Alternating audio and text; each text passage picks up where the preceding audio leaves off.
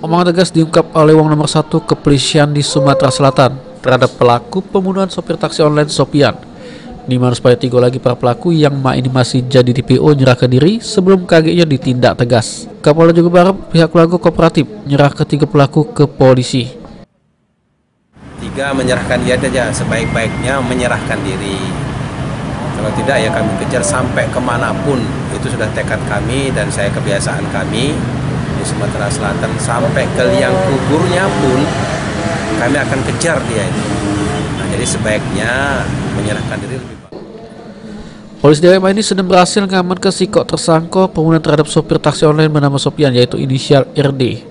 Ini tersangka RD masih berada juru perjalanan ke Palembang bareng personil Subjudit Jatandras Polda Sumsel. Firman Hidayat, PAL TV.